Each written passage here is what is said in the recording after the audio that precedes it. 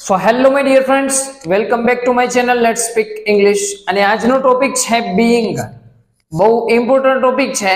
કેવા સેન્ટેન્સ જે તમને કન્ફ્યુઝ કરી નાખે છે એવા સેન્ટેન્સ બોલતા શીખવું છે તો બીઇંગ એ શીખવું તમારા માટે બહુ જરૂરી છે.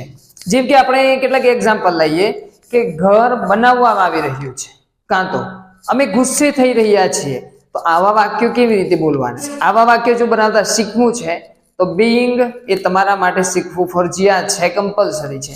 તો આજે આપણે એને એકદમ ચપટીમાં ક્લિયર કરીએ કે બીઇંગ ની જોડે V3 મૂકો તો કંઈક કરવામાં આવી રહ્યું છે એવું મીનિંગ થાય. પણ બીજું યાદ રાખજો કે કોણ કરે છે એ પ્રેઝન્ટ હશે નહીં. કોણ કરે છે કામ એ પ્રેઝન્ટ નહીં હોય. જેમ કે તમને શીખવાડવામાં આવી રહ્યું છે, તો આ શું છે? કોણ શીખવાડે છે એવું હું નથી બોલ્યો, પણ તમને શીખવાડવામાં આવી રહ્યું છે. તો આવા સેન્ટેન્સ પેસિવ સેન્ટેન્સ કહેવામાં આવે છે. અને મોસ્ટ ઓફલી આવા પેસિવ સેન્ટેન્સની અંદર તમારે બીઇંગ નો સૌથી વધારે ઉપયોગ થાય છે.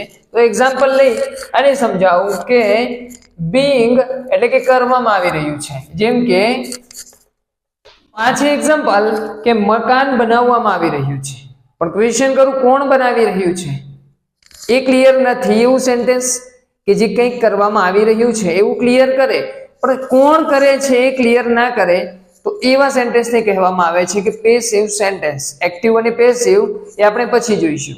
સો ફ્રેન્ડ્સ, આવા વાક્યની અંદર તમારે ઉપયોગ કરવાનો છે બીઇંગ નો. જેમ કે કન્સ્ટ્રક્ટેડ એટલે કે ઘર બનાવવામાં આવી રહ્યું છે. શું છે અહીંયા? બીઇંગ પછી આવે V3. આ કોન્સેપ્ટ ક્લિયર હોવો જોઈએ કે હંમેશા પેસિવ સેન્ટેન્સ ની અંદર બીઇંગ પછી V3 આવે. સો ફ્રેન્ડ્સ, અહીંયા શું છે કે the house is being constructed એટલે કે ઘર બનાવવામાં આવી રહ્યું છે. તમને શીખવાડવામાં આવી રહ્યું છે, પણ કોણ શીખવાડે છે એ ક્લિયર નથી. You are being taught. Taught એટલે શીખવવું કાં તો ભણાવવું, ટીચ. તમને હસાવવામાં આવી રહ્યા છે તો you are being laugh. You are being laugh. શું આવે? You are being laugh. તમને હસાવવામાં આવી રહ્યા છે. તમને મારવામાં આવી રહ્યા છે તો યુ આર બીઇંગ બીટન. શું આવે? You are being beaten. તમને મારવામાં આવી રહ્યા છે.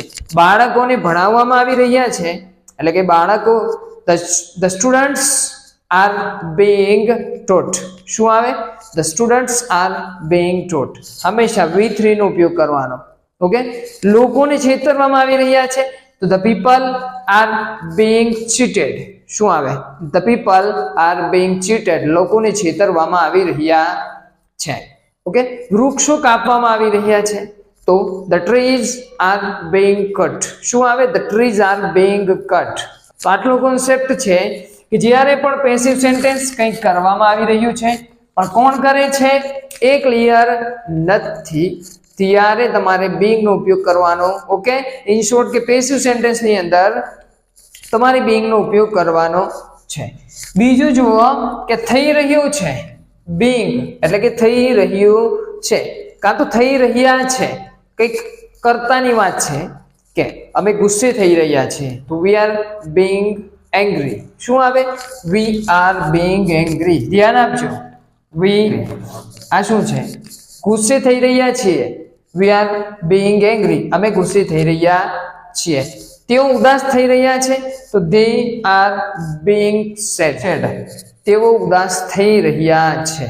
સો ફ્રેન્ડ્સ, જ્યારે પણ કંઈક તમે થઈ રહ્યા છો કાં તો કોઈક થઈ રહ્યું છે, ગમે તે હોય પણ થઈ રહ્યું છે એવો મીનિંગ હોય ત્યારે તમારે બીઇંગ નો ઉપયોગ કરવાનો. ઓકે. જેમ કે વી આર બીઇંગ એંગ્રી. અમે ગુસ્સે થઈ રહ્યા છીએ. અમે ઉદાસ થઈ રહ્યા છીએ તો વી આર બીઇંગ સેડ. તેઓ લેટ થઈ રહ્યા છે. તેઓ લેટ થઈ રહ્યા છે, મોડા થઈ રહ્યા છે તો દે આર બીઇંગ લેટ. શું આવે? They are being late. તમે મૂર્ખ બની રહ્યા છો કાં તો તમે હોશિયાર થઈ રહ્યા છો તો યુ આર બીઇંગ ક્લેવર. શું આવે? યુ આર બીઇંગ ક્લેવર. તમે મૂર્ખ બની રહ્યા છો કાં તો તમે મૂર્ખ થઈ રહ્યા છો, તમે દિવસે દિવસે મૂર્ખ થઈ રહ્યા છો તો you are being foolish. You are being foolish. કઈ કોન્સેપ્ટની અંદર કોમ્પ્લિકેશન નથી, તમે કંઈક થઈ રહ્યા છો કાં તો કોઈ કંઈક થઈ રહ્યું છે ત્યારે being નો ઉપયોગ થઈ શકે છે. ઓકે, લાસ્ટ ની અંદર જુઓ તો કે being એટલે કે ના લીધે કાં તો તરીકે, જેમ કે શિક્ષક તરીકે, સ્ટુડન્ટ તરીકે, કાં તો વિદ્યાર્થી તરીકે. તો આવું જો તરીકે, ડોક્ટર તરીકે, તો એની અંદર પણ being નો ઉપયોગ થઈ શકે છે. જેમ કે સ્ટુડન્ટ તરીકે તમારે મહેનત કરવી જોઈએ, તો being a student, you should do hard work. શું આવે?